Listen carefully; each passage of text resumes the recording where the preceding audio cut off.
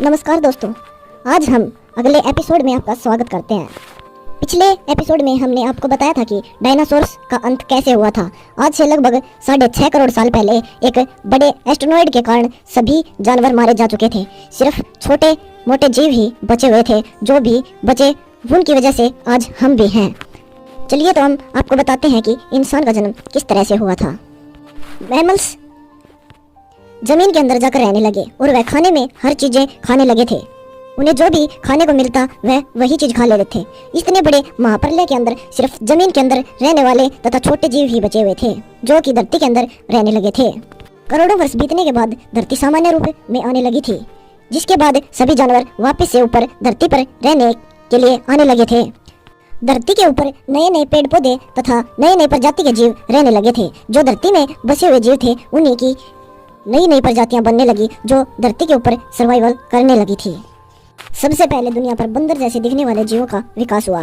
वह बंदर से दिखने वाले जीव थे जो उनकी आंखों को हर तरह का रंग दिखाई देता था। उसकी आंखें सिर के अंदर आगे की तरफ होती थी। आज से लगभग 4.5 करोड़ वर्ष पहले धरती की प्लेटें फिर से हिली, जहां पर अफ्रीका से उठकर भारत तिब्बती के अंदर जा टकरा था। जहां पर आज हम रहते हैं वह भाग टकराने की वजह से वहां पर हिमालय पर्वत बन गया था। धीरे धीरे जीवों के अंदर विकास होता गया और बंदर जैसे जीव खड़े होकर चलने लगे थे। लगभग 2.5 साल पहले घास के मैदान बहुत ज्यादा मात्रा में विकसित होने लगे थे और उन्हीं की वजह से ऐसे जानवर भी विकसित हुए जो कि केवल घास ही खाते थे। अगर घास वाले जानवर सभी थे तो मांस वाले भी तो थे। उनको खाने के लिए भी कुछ ऐसे जानवर थे जो उन जानवरों को भी खाते थे जो घास को खाते थे। लगभग 1 करोड़ वर्ष पहले ही पृथ्वी आज के जैसे होने लगी थी। वह धीरे धीरे आज के जैसे हो गई थी। सभी तरह के मौसम पृथ्वी पर आने लगे थे और पृथ्वी सामान्य रूप से आज है वैसी ही हो गई थी। लेकिन परिस्थिति फिर से बदलने के कारण एक बार पृथ्वी में फिर से हलचल हुई और पृथ्वी की प्लेट फिर से हिली, जिसके कारण एक नई पर्वत श्रृंखला बनी जिसका नाम था ईस्ट अफ्रीकन रिफ्ट वैली, जो कि एक पर्वत श्रृंखला थी। इस पर्वत श्रृंखला के कारण वहाँ के जंगलों में हवा पानी जाना बंद हो गया था, जिसके कारण वहाँ के जंगल बिल्कुल ही सूख गए थे। इन्हीं जंगलों के अंदर रहने वाले जीव जो कि ग्रेट एप्स थे, जो हमारे बहुत दूर के रिश्तेदार थे। वह दिखने में इंसानों जैसे ही थे। यह बंदर से दिखने वाले जीव थे जो कि इंसानों से मिलते जुलते थे। इन्हीं के कारण आज हमारा जन्म हुआ है। इनमें से कुछ तो चिंपैंजी और बंदरों के अंदर मिल गए थे और कुछ जमीन पर चलने के योग्य थे। यह 2 पैरों पर भी चलने में सक्षम थे।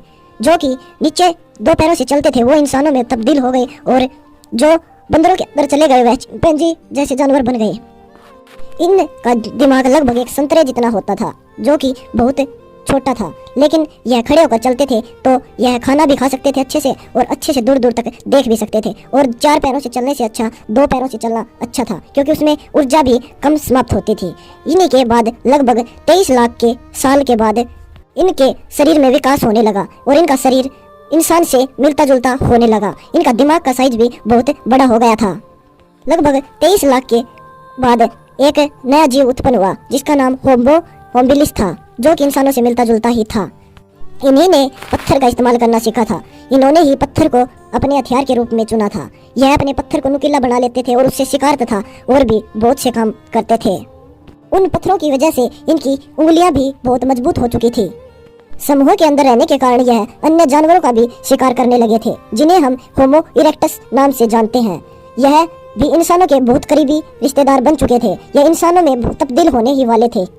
यह सर्वाहारी जानवर हो गए थे जो कि फल फूल तथा दूसरे जानवरों को भी खा लेते थे।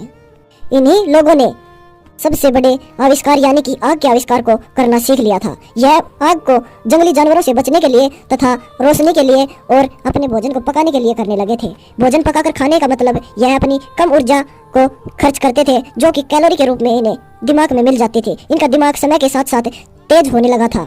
इस समय पर लोग परिवार के अंदर रहना भी सीख गए थे। यह अपने परिवार के साथ रहने लगे थे। लगभग 1.5 लाख साल के बाद ऐसे इंसान बन चुके थे जो कि अपनी आवाज को बोलकर दूसरे को समझाने में काबिल थे। वह अपनी भाषा बनाकर एक दूसरे से बोलते रहते थे।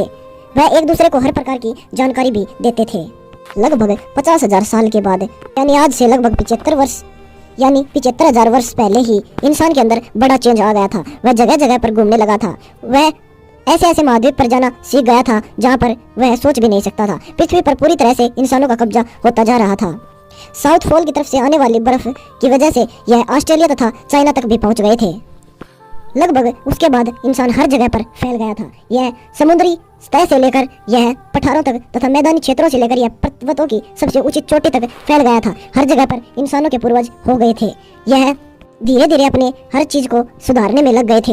यह वातावरण के अनुसार अपने बालों को बढ़ाने और काटने योग्य हो गए थे। यह शिकार कर कर अपने आप की हर जरूरत को पूरा करने लगे थे। रहने के लिए इन्होंने गुफाओं तथा झोपड़ियों का प्रारंभ शुरू कर दिया था। धीरे धीरे यह पशुओं तथा और जानवरों को पालने लगे और उसके बाद यह खेती तक आ गए थे। धीरे धीरे इंसानों के अंदर बहुत ज्यादा विकास हो गया था और इससे आगे हम अगले पार्ट के अंदर आपको हर तरह की जानकारी और भी देंगे। और कमेंट कर जरूर बताएं कि आपको यह वीडियो कैसी लगी। हमारे चैनल पर अगर आप नए हो तो आप हमारे चैनल को सब्सक्राइब भी जरूर करें। धन्यवाद।